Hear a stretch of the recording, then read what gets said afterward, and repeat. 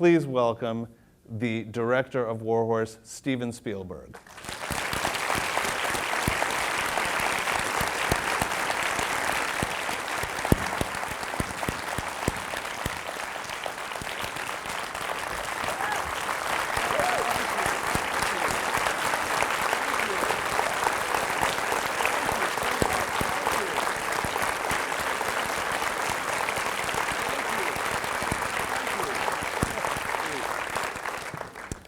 So I'm going to start by asking a few questions, and then we will be taking questions from audiences here and around the country and also on the internet. But let's begin with just the basic question, which is what...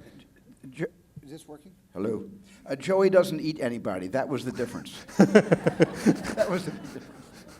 Did you have to tell him, you know? Well, let's talk about Joey or the Joeys, because I know there was more than one horse involved, right? How was the horse, or how were the horses in this movie cast? Well, there was, they were cast in the same sense that you would actually cast a fine actor by trial and error, by spending a lot of time auditioning different horses. There were a number of horses to play Joey, but there were really only two horses. There was a horse named Finder and another horse named Abraham.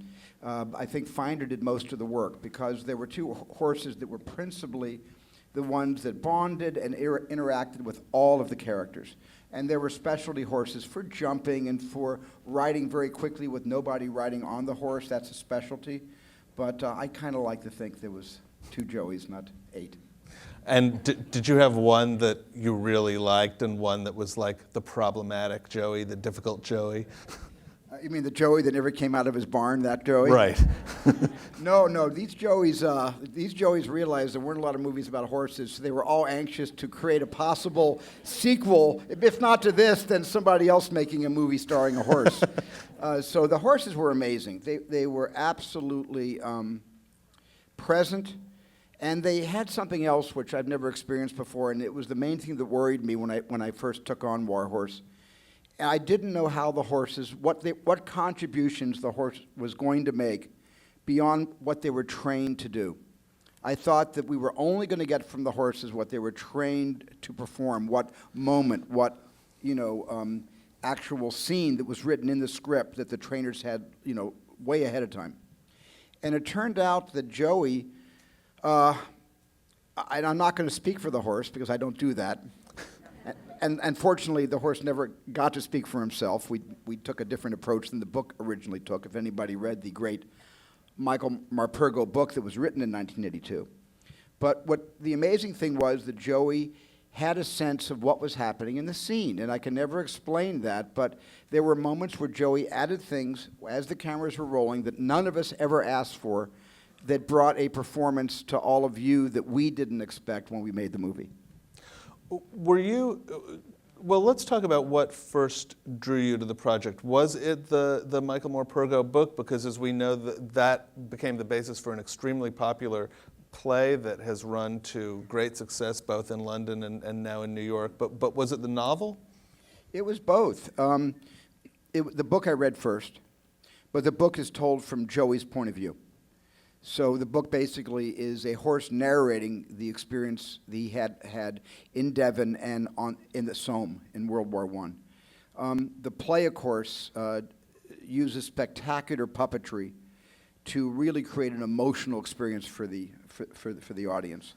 The book made me see the spine of the narrative, and the play made me see the emotional potential for a film adaptation.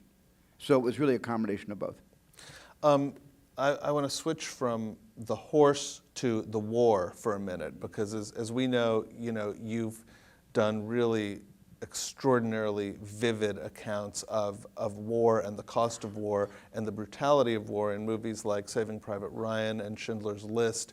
But those movies were rated R, and you had, in some ways, freedom to go farther than you would in a movie like this, which really is a movie that is appropriate for, almost all ages. Very young children might be frightened, but I think, children, this had to be a movie that didn't flinch from war, but that kids could appreciate with their parents and that families could go to together. Yeah, I think we have to define kids, because I certainly wouldn't bring little kids to this movie. And parents know better than any of us what their children are accustomed to based on their own viewing habits. But this gave me a creative opportunity, which, in a way, Private Ryan and my work with Tom Hanks on Band of Brothers and The Pacific didn't give us. On all three of those other projects, they were unflinching looks in the first person about combat and what warfare is really like.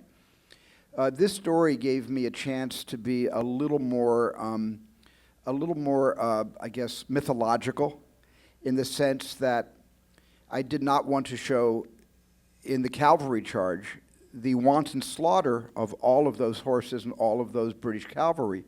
And it gave me the chance to figure out a way to impact the moment, to show that that was probably the last cavalry charge in the history of warfare because of the technological revolution, where the horse was being supplanted by the machine, by the implements of technology, of warfare.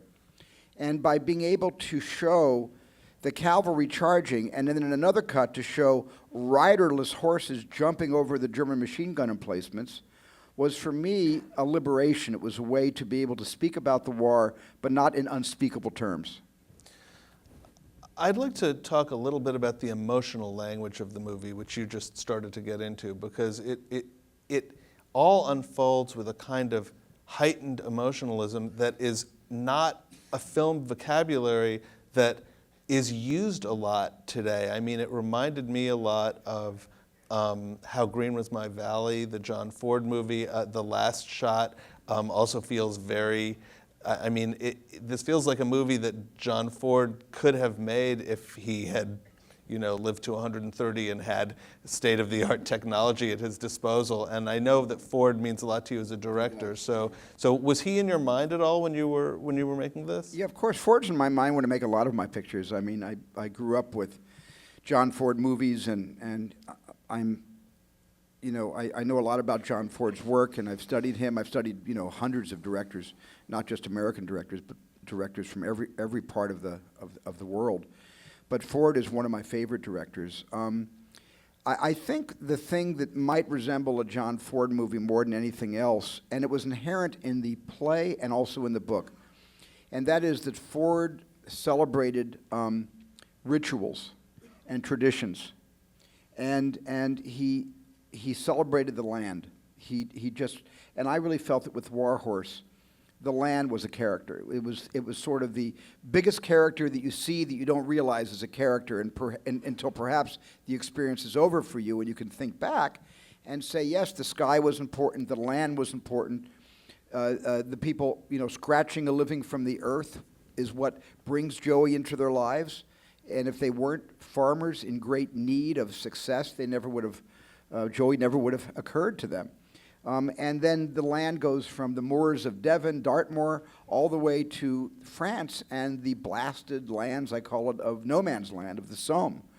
And so the land was a major character in this film. And in that sense, I thought a lot about John Ford, because in his westerns, Monument Valley and other great settings, The Quiet Man, with Ireland, he really, made the land a part of his storytelling. I'd like to ask, since it is the horse's journey, Joey's journey, that we follow all the way through the movie, one thing I really loved about the film is that you never cross the line into giving the horse sort of cute human characteristics or magical characteristics. I mean, he's a special horse, but he is a horse, and it's not. You keep to the integrity of that. And I was wondering if in developing the script and the storytelling and even the way you shot the horse, that was an important thing for you to keep in mind. Well, I probably would have been the wrong director for this if I haven't lived with horses for the last 15 years.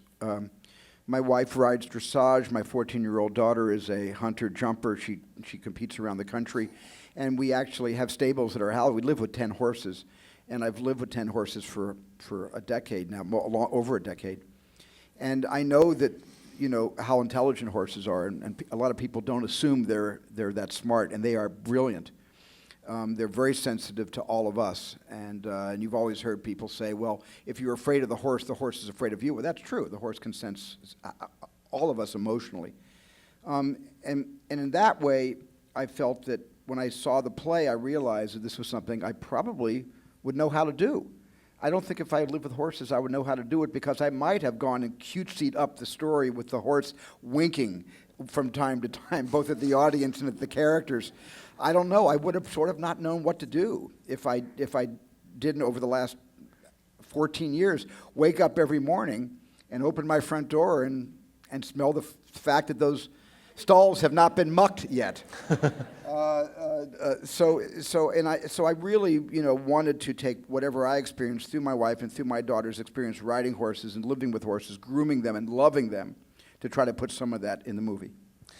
I'd like to know if, we just saw some astonishing sequences here, and I'd like to know if there was one scene or sequence in the film that was the most technically challenging to do, and also if there was one that was the most challenging, say, in terms of the emotional arc of the film or the storytelling of it. Or maybe they were both the same.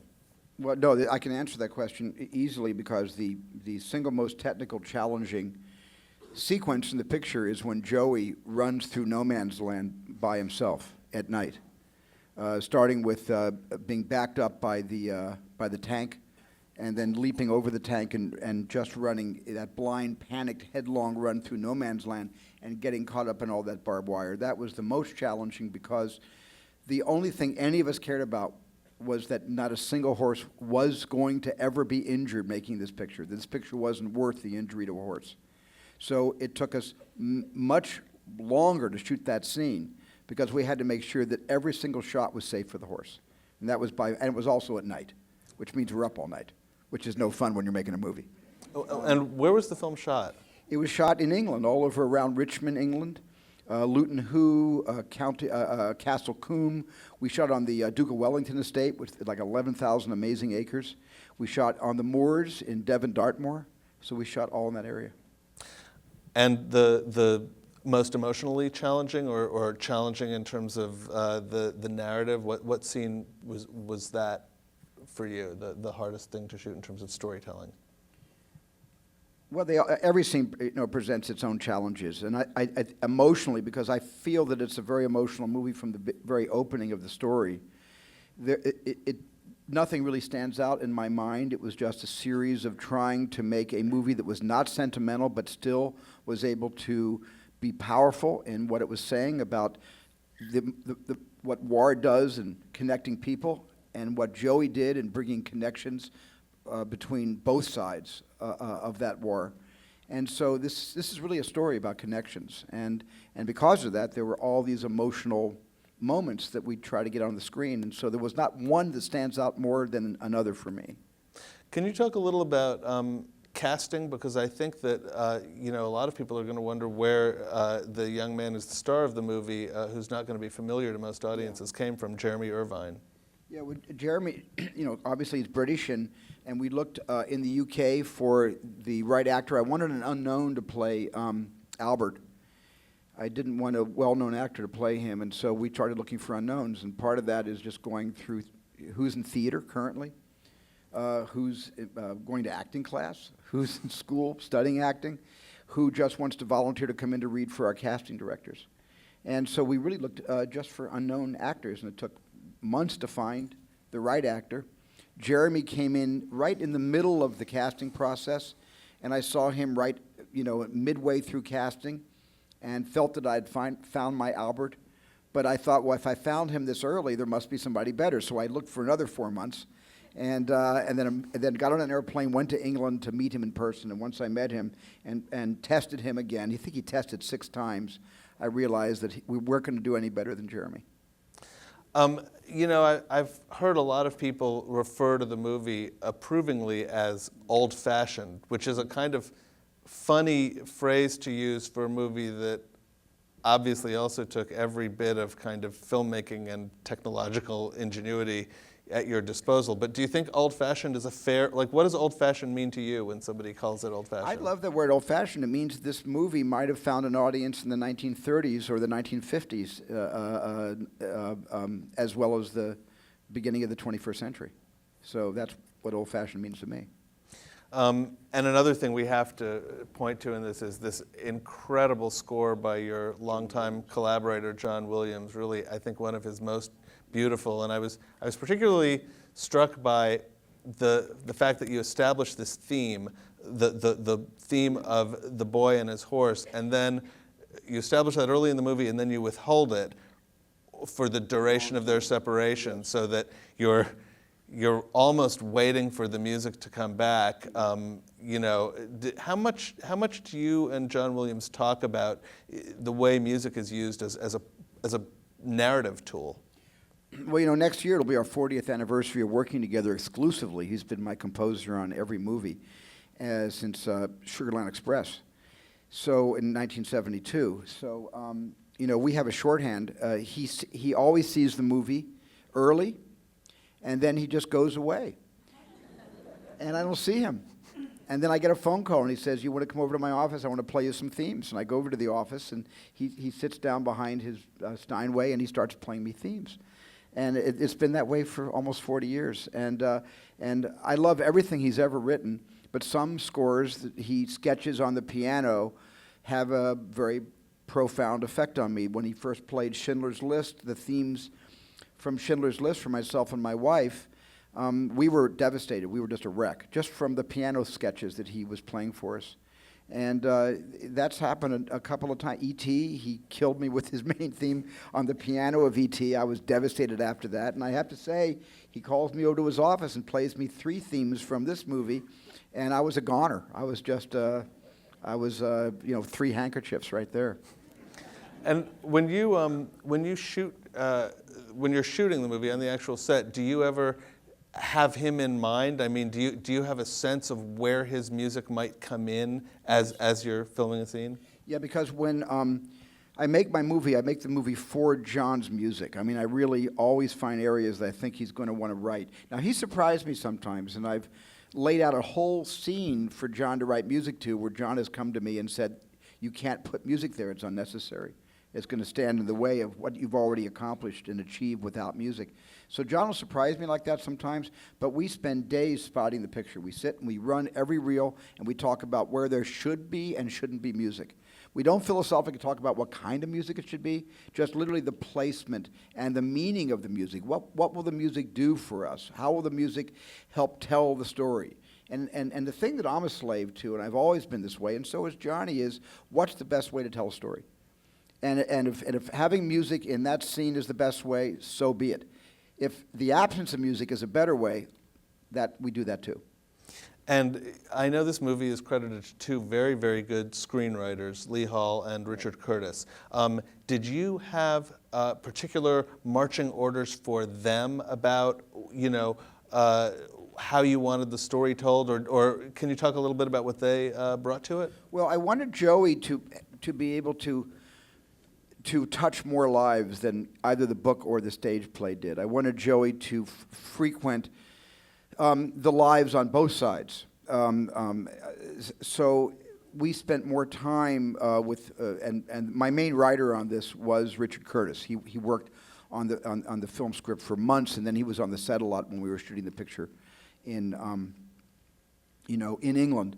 And I also really feel that I love writers, and I think that they can always bring a kind of new perspective for me simply by introducing a new idea right in the middle of the movie, right in the middle of the shoot, and by getting a new idea for me, which is the one big idea was the 2 young boys, the 2 young German boys that find Joey, that sort of and Topthorn, and rescue them both, and they themselves are looking for a way, the older brother is looking for a way to fulfill a promise he made to his father to take the younger brother, 14 years old, out of the war to a terrible consequence.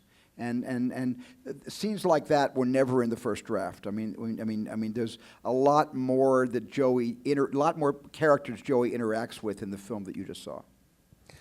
Okay, let's take a couple of questions from our audience here in New York. Does anyone have a question?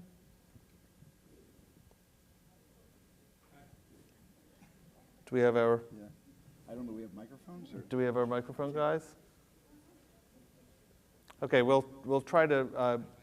Shout out. There's a person right there. I'd just be curious to hear about your conversation with Janusz and what were some of your inspirations for those conversations? The question. Okay, the question is about Mr. Spielberg's relationship with his director of photography, Janusz Kaminski. Well, Janusz and I have worked together since Schindler's List. We've done every movie I've ever made since Schindler's List, and like my experience in relationship with John Williams, we also have a shorthand. My general, feeling about, cinematography is I want a cinematographer that knows how to bend light, and Janusz can bend light better than anybody I've ever worked with before in my career. And, it's my job to set the camera, choose the lens, and decide how to block the shot with the actors. And then Janusz comes in and he has to bring an entirely new visual narrative to the movie, which is how do you light it, and how can the lighting help tell the story? And he's a genius at storytelling through lighting. Okay, we're going to take a question now from our audience in Miami, Florida. The question is, how many scripts do you see until you find one as good as this one? And I think there's a good way to elaborate on this, which is, how much work does a script go through after you see it and decide you're interested in it? Well, there's a lot of scripts that I work on that I wind up never directing. Some of them go into my company and they're produced and they're made into movies, and some of them just disappear or get put in something we call turnaround. They go back to the writer. But a lot of drafts. I just believe in that every movie has. You can't start a movie by having the attitude that the script is finished, because if you think the script is finished, your movie is finished before the first day of shooting. To me, it's fluid. It's always it's a living organism. A movie script is a living, breathing organism, and it must change as we change daily. And that means the script has to be available for an actor who has a great idea and comes to me, and I go to the writer. We work the idea in. So in that sense, Warhorse probably went through about 25 revisions within the 4 months of shooting in England. And that's in addition to the many revisions it went through before. That's right. Okay, question from our theater in Herndon, Virginia. This will take you back into film history again. This film has a genuine sentimentality, one of the audience members says, that harkens to classic films like Gunga Din and Gone with the Wind. What films did you reference or were in your mind during this, I guess, aside from John Ford? And do you have any deliberate homages in there to earlier films? No, I don't have any deliberate homages in there. I just shot with wide lenses, and that's not something that's done today. And people who see Warhorse sometimes think it looks a bit old-fashioned because I shot it the way a lot of the directors shot their movies back in the 30s, 40s, and 50s by giving you the respect, you, the audience, the respect of being editors, deciding who to look at. If I shoot wide enough and I put 7 characters in the shot, including Joey, you can watch for as long as you want who you choose to watch. That was a philosophy that was used for 75 years of filmmaking. And then with television, everything got, right, like this. And we lost the ability to shoot wide and let you all decide who to watch. So if it's old-fashioned in that sense, it's because I just opened up the screen and made the screen larger. So I take it you would strongly prefer that people see this movie in a movie theater on as big a screen as possible. I would love that. Please see it in the movie theater. Please, we made it for you that way. But also the other thing about homage, I didn't have there's not a single scene in this movie that I consciously did an homage to, that I said, this is in memory of this great director that's taught me so much. It's just that the film took on a life of its own, and I don't really believe there was a single homage in the picture.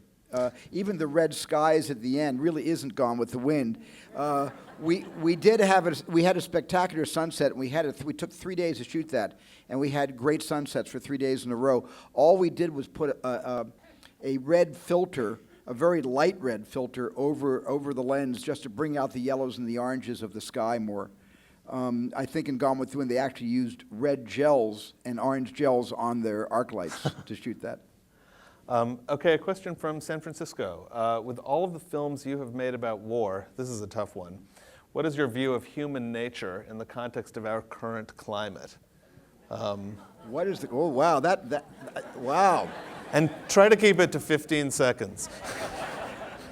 Now suddenly I feel like I'm on the Charlie Rose show. Well, obviously, I do have feelings about war, because I've made a lot of stories that take place in World War II, now World War I. And my father was a veteran and is still with us. He's almost 95, and he's a proud veteran of World War II. Thank you. Thank you. And my father taught me something when I was very young, because he used to love to tell me stories about his wartime experiences. But he said something more than anything else, which probably influenced me the most with War Horse. And that was, he said, war proves who your friends really are. And what he was saying is that despite all the reasons that boys and women now are sent abroad to fight in foreign wars, whether it was the Great War, where we became involved in 1917, 1918, or whether it was World War II, Vietnam, Afghanistan, Iraq, any of the wars that our troops have been engaged in. The first thing that goes out of your memory as a soldier is why we fight, and what are we fighting this war for? What are the causes? What are the reasons we're fighting?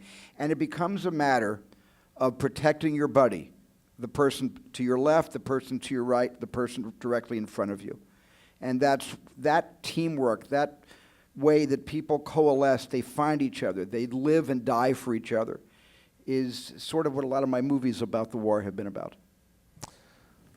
We have a question from Los Altos, California, which is something you got into a little bit already. How was your approach to depicting war different or similar to Saving Private Ryan as it was in War Horse? And one thing that strikes me about that question is, obviously, World War I has a whole different movie history than World War II. And I thought of movies like All Quiet on the Western Front, you know, and What Price Glory when I was watching this, because you know, there's a great World War I tradition that maybe a lot of moviegoers don't know about. Was that in your mind at all? Well, there was a real tradition in World War I where the warring sides actually spoke to each other, actually spent time. It was it was an entrenched war. It was trench warfare. The lines never moved. It was a brutal war because soldiers lived in those trenches for 4 years. World War II was much more fluid. It had theaters of operation. There were great advances. There were some withdrawals, but mainly advances. And World War I was a static war. It was staid, and it was horrendous. 4 million horses were killed in World War I. And not just from shelling or gunfire. They were killed from malnutrition, from exposure, from mistreatment. That was the other reason I wanted to tell the story of Joey and Top Thorn. You know, there obviously are huge distinctions between the First World War and the Second World War, but I felt that War Horse, as I said before, was more about the themes of connection that an animal, and only sometimes an animal, can bring out in warring factions, can actually bring, for a moment of détente, can bring two sides together, which is exactly what happened when both sides freed Joey from the barbed wire. Right, that no man's land scene does feel like something that would have to be more in a World War I movie than a World War II movie because, as you said, it's so much about digging into the trenches. Exactly. Okay, we have a question from Seattle, which is you have a very full film schedule, and in fact we should point out that Mr. Spielberg has a second movie coming out next month, The Adventures of Tintin, which is as different from War Horse as you could possibly imagine, and is currently shooting Lincoln and has a very busy schedule next year as well. So the question is, was there anything going on in the world or your life at this moment that drew you to War Horse right when you decided to make it? Well, nothing was going on in my life. I was actually, the animators of Tintin were working in New Zealand, animating the movie, and it was a time when I wasn't needed for at least 10 months, and I was just working on producing my movies, and wasn't thinking of directing anything until Lincoln. And then all of a sudden, this play came into my life. The book first, the play second, and I became completely enthralled with my experience in the West End of London, seeing War Horse for the first time. And I guess I grew a passion for it very quickly and very instantly, and I felt that little tickle inside of me which tells me I've got to make the movie now. I can't wait 2 years. I have to do it right now. And I have a great company, and everybody got behind me, and we set out to do it. So I'm just curious, when somebody comes up to you at the end of Warhorse and says, "Oh, I loved it. It made me cry," which a lot of people are saying, do you feel like, yes, that was the point? Or, because it's also a very helpful, optimistic movie. I think a lot of people are shy about crying at movies these days, but is that a part of old movie tradition as well? The movie that leaves you with a lump in your throat? No, I don't think it's part of any kind of an old tradition. I think that it's just, if you care for these characters, if you care for Joey, if there are things that in the story that frighten you, that have you on the edge of your seat, if it turns out the way you hoped it would turn out, if there's great reconciliation at the end, and you don't feel that I'm pressing your buttons, that I'm forcing the tears from your eyes, but you feel that they're honest tears, earned tears, because the story has earned them. I don't want to force anybody to cry, but if you cry because the story is affecting you and the characters have deeply affected you, then I take that as a great compliment. And what I wouldn't like, of course, is to be accused of, putting a suction tube to people's eyeballs and starting the pump. We have a question from someone who is following this conversation on the internet, which is, how did the play inform your filmmaking? And it's a good question because anyone who's seen the play will understand that it achieves its effects completely differently, and there's extraordinary, I guess you would call it puppeteering, used to create the horse. Well, also, the great thing about theater is movies are literal experiences. What you see is what it is. In plays, you have to use light and shadow. You have to use the illusion, employ the illusion of depth. And Warhorse did that so brilliantly as a play, which you can see right now at the Lincoln Center. It's a great play. And because of that, it's an entirely different emotional journey than a film is. Like I said, a film is a literal journey, and a play is more like impressionism. And I think Warhorse as a play is one of the most effective experiences I've ever had with impressionist art coming out of theater. Let's take another question from our New York audience.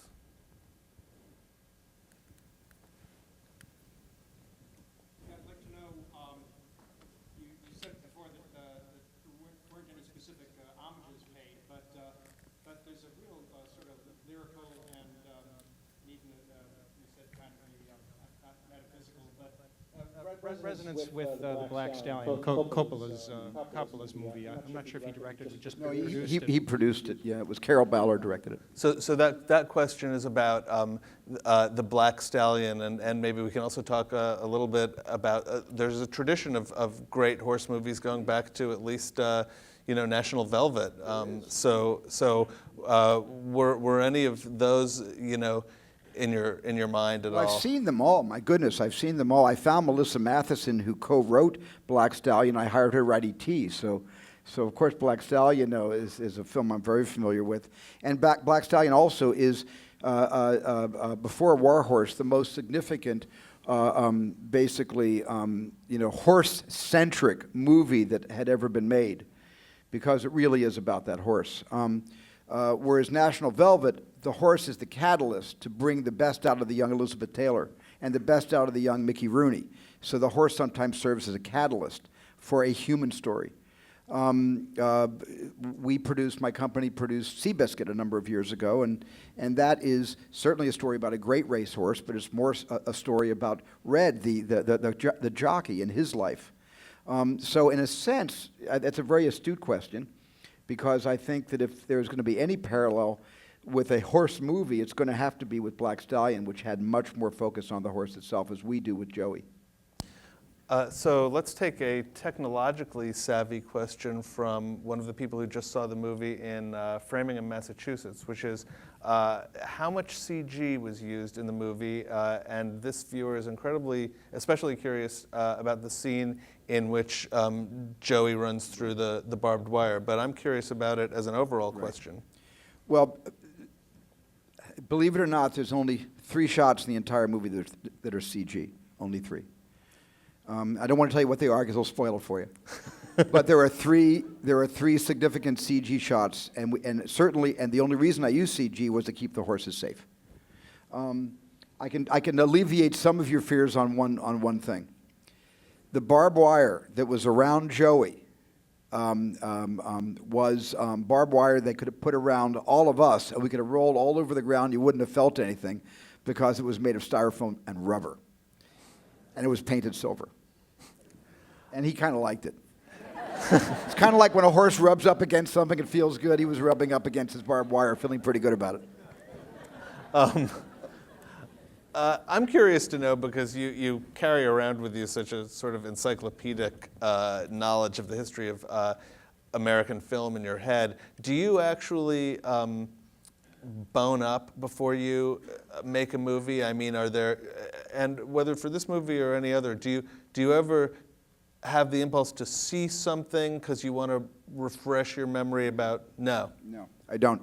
Sometimes I'll look at films that inspired me that have nothing to do with the subject matter I'm about to embark, on the journey I'm about to embark on. I sometimes will see a movie like, Bridge in River Kwai, or something that David Lean did, or I'll see Ran again for the 20th time, the Kurosawa did, or I'll see, before I made E.T., I looked at some Truffaut films because I love the way I love his spirit, his sensitivity.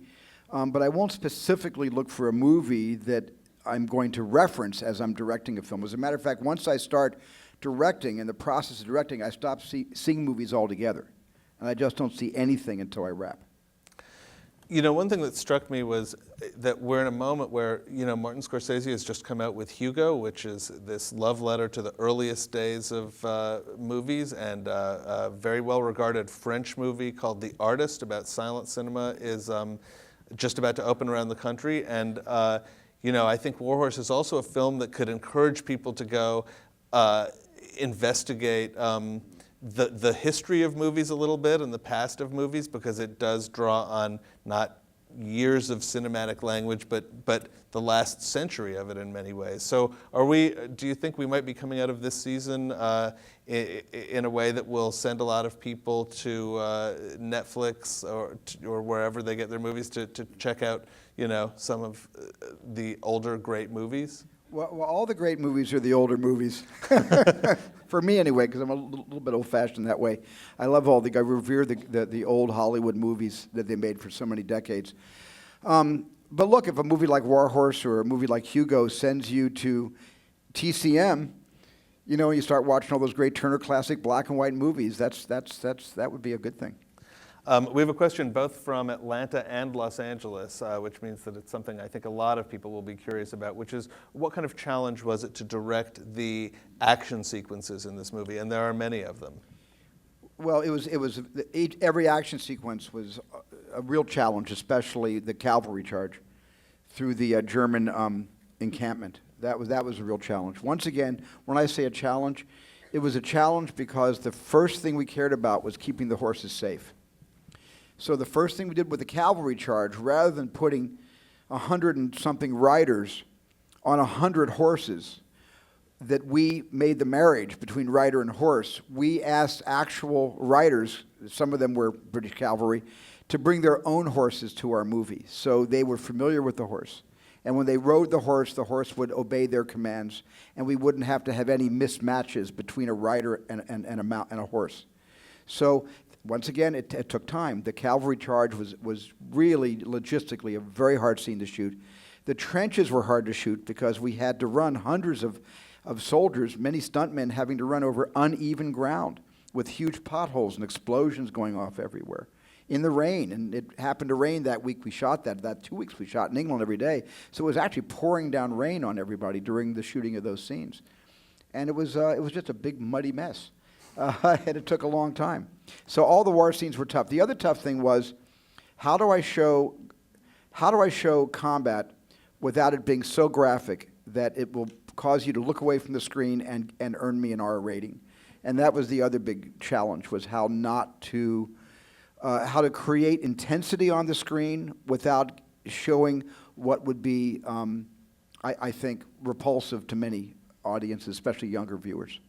And this film is rated PG-13, PG-13, is that right? yes. We have a question from Venezuela, someone who's, I guess, following the conversation online, which is, are you still holding firm on celluloid, actual film? What is your opinion of 35 millimeter versus digital? I guess in terms of the visual qualities that I'm still shooting on celluloid. I'm still shooting on 35 millimeter film. I love film.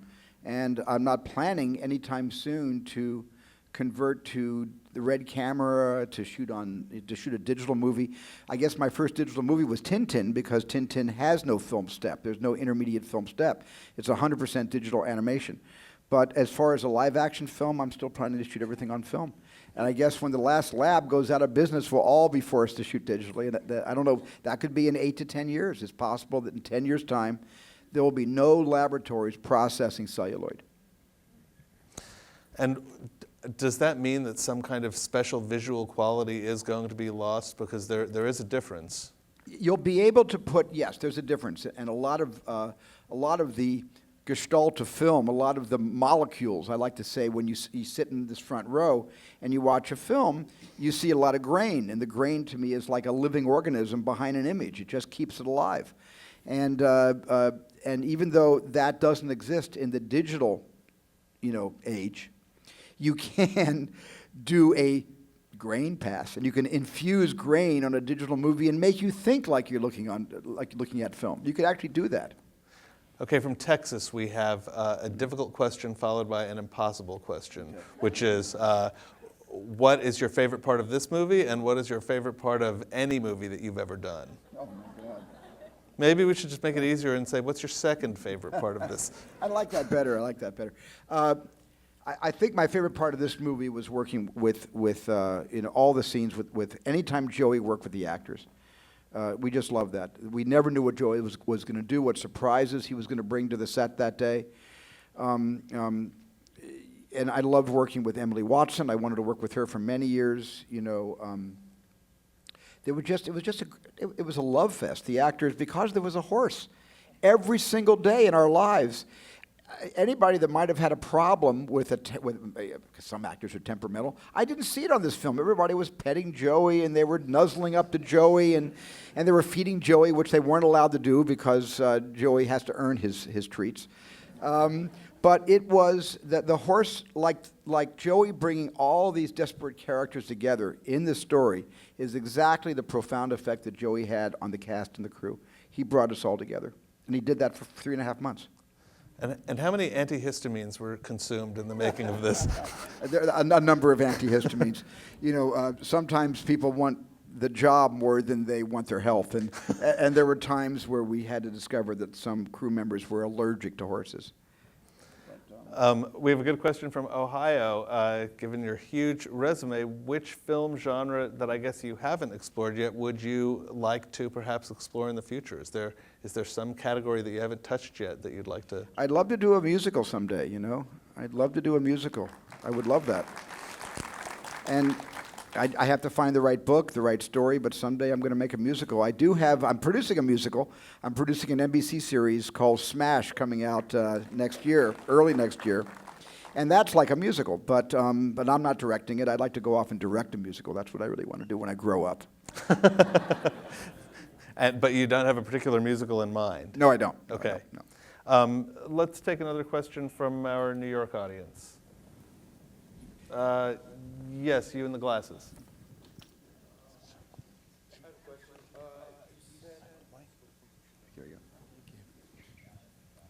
Hi, it's an honor. You said that there were only a couple of scenes with CG, and with your past experiences working with Stan Watson and whatnot, I'm wondering, or Winston, wondering if any of the horse scenes, any of the extreme ones were animatronic. Oh, you... We're getting into I know, dangerous... I used that joke in Jurassic Park already. Which, by the way, was a line that we added on the day. It was never in the script. So the question I want to clarify is, were any of the scenes animatronic? In other words, was there an animatronic horse? There were several horses that were animatronic when we had to have close-ups of, let's say, you know, the cavalry riding, and I had to keep the camera steady on the actors, because a horse, of course, is not steady. And when you get close with a close-up lens, you can't keep the actor in frame. So we have what you've probably seen before in other movies, those kind of animatronic horses, not the kind you put a quarter in and just rock back and forth, but a little bit like that, just a more expensive model, where we were able to have Benedict Cumberbatch and some of the other British officers, you know, Tom Hiddleston, you know, sitting on these animatronic horses that move very realistically just so I could get my close-ups. We have a question from Belgium, from our worldwide audience on MSN. What is the single most memorable anecdote you have about the filming of War Horse? Was there one great day or strange day? It was the day that I had a great idea for a shot. And I had the whole crew follow me because I wanted to get to show off my shot, and they all had to know how to do it. So it was after a terrible rain, and it had rained like all night. And I was in the trenches, and the trenches already were about 7 or 8 inches filled with muddy water. And I was on point, walking through the trench, walking quite quickly, when all of a sudden I was completely underwater, just like that. Completely underwater, and all I knew was hands were reaching down for me. I had a hand on my hair, not much left of that. I had a hand on my collar, and people started pulling me out of the water. And what happened was the night before they had dug this 6-foot hole to put an explosive charge in, and the rain had washed away the cones with the orange tape telling you don't step here. And it must have been quite a sight to watch the director walking ahead of the crew, just suddenly disappearing. And I was wearing a parka and heavy clothes, and I had big boots on, and the boots, Wellingtons, and the boots filled with water, and I just went straight to the bottom. So that, for me, was the only anecdote I can remember in the first person. You know, I'd like to know, you're in your 5th decade of making feature films now. Is there anything that scares you when you walk onto the set first thing in the morning? Well, I am still scared walking onto the set every morning on every movie, every day. That never changes because I don't know what every day is going to bring. I don't know what what nuggets of truth and authenticity and genius performances from the actors we're going to find that day. So the discoveries that filmmakers make every single day, no matter how many storyboards I do or any of us do, we can never really tell what we're going to get that day. And so every single day is an unknown day. And it lies in wait ahead of you. And I get out of bed in the morning with a nervous stomach. I can't eat breakfast until much later when I start to get my sea legs. And in a way, that nervousness is what keeps me making movies. It keeps me hungry. When you're shooting a movie, do you dream about it at night? No, I never dream about movies at night. No, never. It would be a horrible thing to work all day and then spend the whole night dreaming about what you did all day. You know. Okay, we have a question from Twitter, which is, you've discovered a few actors before they were known. How was your experience working with relatively unknown actors, or certainly an almost completely unknown actor as the star of this movie? Oh, I've had great luck working with unknown actors, and that's why I keep going back to that well and finding new people. Drew Barrymore from E.T. and Henry Thomas had never worked before. Henry did a small part in the movie before E.T. Christian Bale never worked before Empire of the Sun. Dakota Fanning hadn't done much work before I found her. I mean, I love working with new actors for the first time. And here's the great thing about working with a new actor. They come on the set and they're terrified. I mean, they're absolutely terrified. And the great thing about our profession is that every single other actor who has a lot of experience becomes mother and father hen to the new actor. And that actor feels so looked after and taken care of. It's not just my job. Every other actor throws in and helps this new person get over their stage fright and get through their first week and sometimes get through the entire movie. And it's this great camaraderie that happens in a company of great actors who will take care of the chick in the group, you know, who has no experience at all outside of the incubator. And we should point out that although some of these actors in War Horse may not be completely familiar to American moviegoers, it's a very, very experienced cast of people from David Thewlis to Emily Watson to Peter Mullen. And then younger actors like Tom Hiddleston and Benedict Cumberbatch. Right. Yeah. From Ireland, we have a question, which is, how involved, if at all, was the author of the novel, Michael Morpurgo, in the film? Well, Michael's in the film with his wife. He's actually in the auction scene, standing next to David Thewlis, so he's right there in the film. He didn't have much to do. He didn't do anything with the script, except he gave us his blessing, his seal of approval. He read every draft. I sent him every draft of the screenplay. And he was there with us. He came to visit us about 10, 15 times. And he was like a cheerleader for all of us. We felt very, looked after, having the original author on the set with us. So is there any moment in this movie, during the shooting of the movie, where you said to yourself at the end of a long day, I will never again do something? Like what would the fill in the blank be after I will never again? I will never again lead a company of crew into any unknown land. I'm going to find somebody else and put them ahead of me. Let's take one more question from the New York audience. Yes, you in the front row. I was just wondering if you have any kind of specific... We'll get you a mic. Hang on one second. Here we go. All right. Hi, I was just wondering if you have any kind of specific personality traits or things that you put in your films, like Hitchcock, for instance. Even for, say, like the goose in the movie. Was that your idea, or? No, that came from the stage play. The goose is something that all the kids who see Warhorse in the theater remember the goose. Sometimes they remember the goose more than they remember Joey. That goose steals the show sometimes. It's a great goose.